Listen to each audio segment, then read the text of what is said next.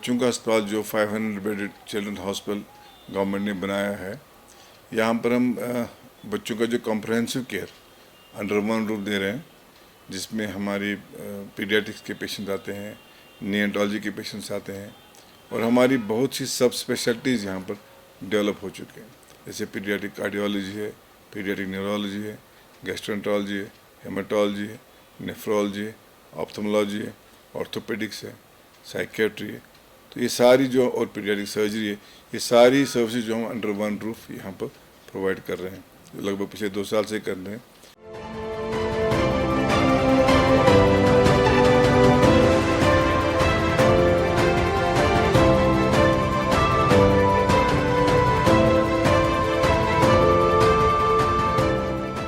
हमारे यहाँ पर जो देखा गया बच्चों में काफ़ी हमारे पास बच्चे ऐसे आते हैं जिनको कॉमन साइकेट्रिक प्रॉब्लम्स होती हैं, जिसके बारे में पहले इतना फोकस नहीं होता, क्योंकि अब यहाँ पर एक साइकेट्री एक डिपार्टमेंट एक इस्टेब्लिश हो रहा है।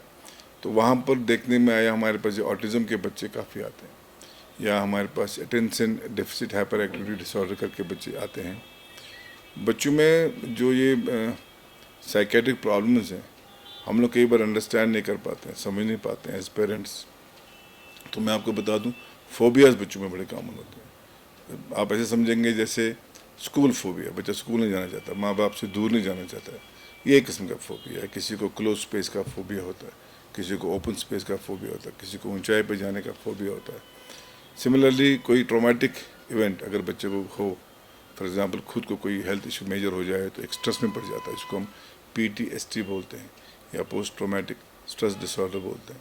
या घर में किसी की मेंबर की डेथ हो गई, फैमिली मेंबर के क्लोज रिलेशन, या कोई मेजर हादसा हुआ घर में, तो उससे भी बच्चे कई बार स्ट्रेस में आ जाते हैं। तो स्ट्रेस इंड्यूस प्रॉब्लम कॉमन है बच्चों में।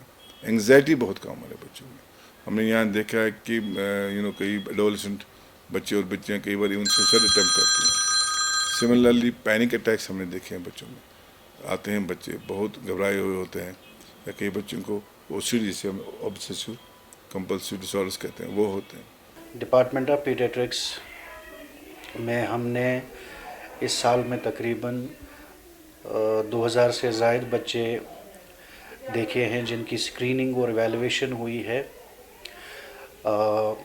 जिनमें डिफरेंट काइंड्स ऑफ या डिफरेंट फॉर्म्स ऑफ प्रॉब्लम्स या इश्यूज डिसऑर्डर्स देखे गए हैं। जैसे न्यूरो डेवलपमेंटल इश्यूज़ में हमारे ADHD आते हैं, या ऑटिज़म स्पेक्ट्रम इश्यूज़ है। इसी तरीके से इमोशनल इश्यूज़ में इमोशनल डिफ़िकल्टीज, स्कूल प्रॉब्लम्स में स्पेसिफिक लर्निंग डिफ़िकल्टीज़ या कन्वर्जन, सोमेटाइजेशन, इस तरह की बहुत सारी प्रॉब्लम्स हम यहाँ पे जो है देखते हैं। एक और जो फैसिलिटी यहाँ पे है, हमें हफ्ते में एक दिन वेडनेसडे को, बुधवार को डिपार्टमेंट ऑफ साइकेट्री से एक चाइल्ड साइकेट्रिस्ट भी आते हैं, जिनके लिए हम जितना हफ्ते में हम बच्चों को देखते हैं, फिर उनको स्क्रीनिंग एवेलुएशन के बाद कुछ ऐसे बच्चे होते हैं जिनकी सिविरिटी के बेसिस पे हमें लगता है कि उनको मेडिकेशन की ज़रूरत होती है, तो वो फैसिलिटी भी यहाँ अवेलेबल है।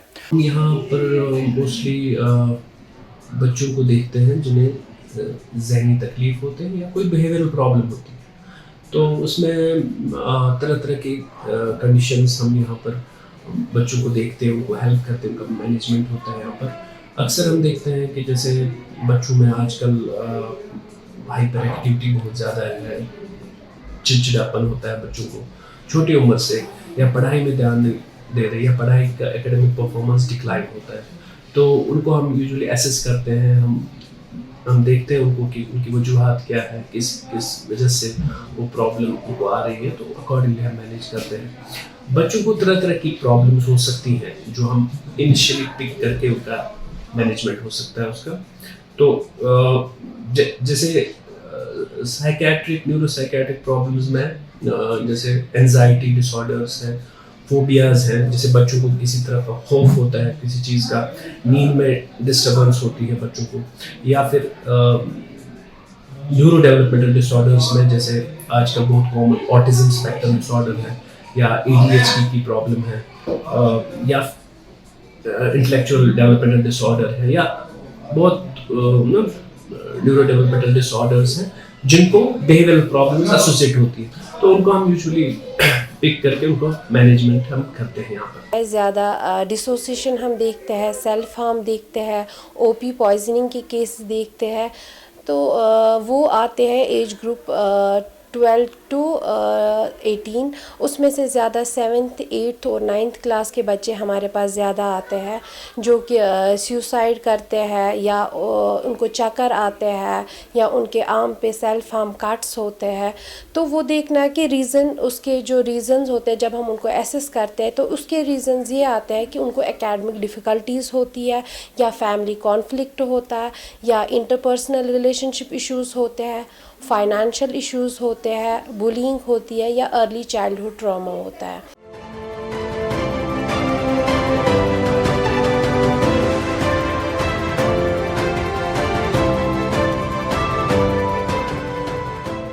ये जो हमारी सर्विसेज है उसमें साइको डायग्नोस्टिक्स या साइकोलॉजिकल टेस्टिंग जिसे कहते हैं, उसमें हम जैसे इंटेलिजेंस टेस्ट्स करते हैं टेम्परामेंट को देखने के लिए, या डेवलपमेंटल स्क्रीनिंग होती है, या सोशल इंटेलिजेंस या अडेप्टबिलिटी या लर्निंग, जैसे ऐसे भी एक बहुत ही बड़ा जो एरिया है जैसे स्पेसिफिक लर्निंग इश्यूज़ है उनको एवेलुएट करते हैं डिफरेंट टेस्ट से।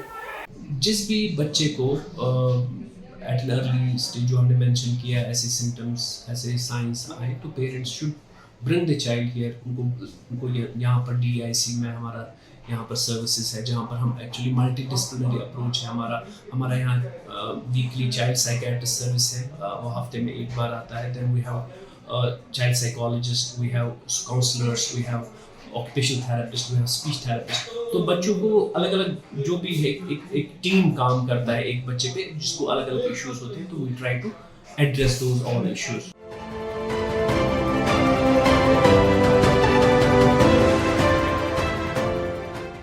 जो हमारे पास सुसाइड वाले केसेस आते हैं उनमें ज़्यादा इंटरपर्सनल रिलेशनशिप इश्यूज़ की वजह से या टेम्परामेंटल डिफ़िकल्टीज़ की वजह से उनको वो सुसाइडल थॉट्स आ जाते हैं।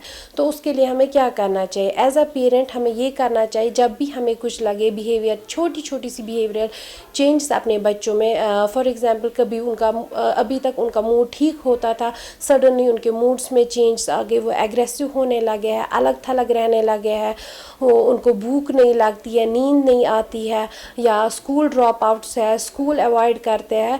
तो जब हमें ये सारी कुछ चीज़ें चेंज अपने बच्चों में लगेगी तो हमें इमीडिएटली उनको यहाँ लाना चाहिए, चिल्ड्रन हॉस्पिटल लाना चाहिए। यहाँ पे हमारा टीम है, हम उनको अर्ली इंटरवेंशन के थ्रू उनको एसेस करेंगे। क्लिनिकल साइकोलॉजिस्ट हम वेरियस टेस्टिंग करते हैं जिनकी वजह से हमें पता चलता है कि बच्चे को किस किस्म की एंग्जाइटी है, तो हम उनको ट्रीट करते हैं।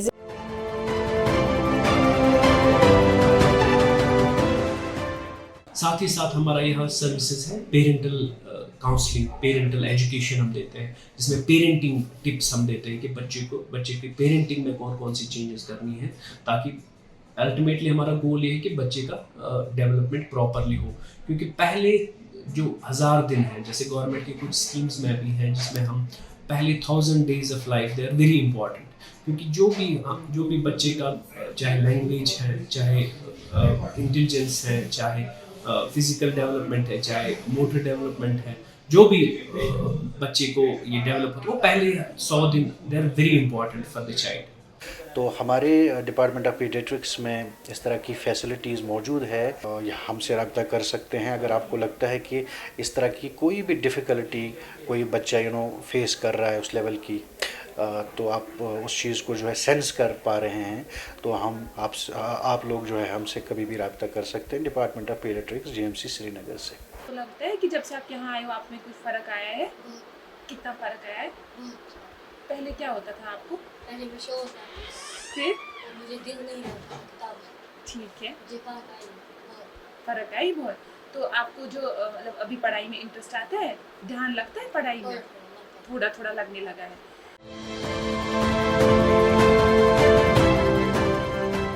ऐसे बच्चे बीमार लगान दिल परनस क्युत शोर करान, बेस अमिस परनस कुन लगान दिल, बेसिक खाल दबान कलस दोद उल्टी फेरान ध्यान नहीं दिवान कुन कुन खालिया शोर करान अमिस बयस लायान वन हसा योर हॉस्पिटल वारिया फरक हस वन खेम 14 दुहन दवा मगर वारिया फरक बस ये असल इम्प्रूवमेंट मिलान असल पे असल ये ध्यान असल पे दिवान डॉक्टर साहब। तो ऑटिज्म स्पेक्ट्रम के बारे में थोड़ा इलाबरेट करना चाहूँगा। ये एक ऐसी प्रॉब्लम है जो अब हम देख रहे हैं कॉमनली। इसमें एक बच्चों माँ बाप के लिए एक मैसेज देना चाहता हूँ कि कोई बच्चे ऐसे होते हैं जिनको सोशल इंटरेक्शंस को हम कहते हैं, सोशल रेसिप्रोकेशन, उसमें प्रॉब्लम होती है। एक इमोशनल रेसिप्रोकेशन, वो इंटरेक्ट नहीं कर पाते एक दूसरे के साथ, चाहे वो फैमिली मेम्बर हो, चाहे वो नेबर्स हों, चाहे रिलेटिव्स हों, चाहे दोस्त हो, तो वो इंटरेक्ट नहीं कर पाते हैं। और इन बच्चों को जो सोशली इंटरेक्ट नहीं कर पाए या जिसको हम बोलते हैं नॉन वर्बल कम्युनिकेशन, जैसे आईज से आई कांटेक्ट अवॉइड करते हैं या गेस्चर्स से पॉइंटिंग दिखाते हैं, कोई ये बच्चे नहीं दिखा पाते, ये रहता है इनको एक प्रॉब्लम। और दूसरा, इनके रिपीटेटिव बिहेवियर रहते हैं। रिपीटेटिव है रेस्टिटिव, कुछ काम करते हैं, बहुत कम चीज़ें करते हैं लेकिन रिपीटेटिवली वही करते हैं। फॉर एग्जांपल मैं आपको समझाऊँ, कोई बच्चा लाइट ऑन ऑफ करता है तो वो ऑन ऑफ ही करता रहेगा, या कोई दरवाज़ा खोलता है बंद करता है, खोलता है बंद करता है, वो रिपीटेडली करता रहेगा। या कोई टॉयज़ एक पैटर्न में उनको एडजस्ट करता है, वो वही दिन भर करता रहेगा। या घर में कोई tape recorder switch on off करता रहेगा।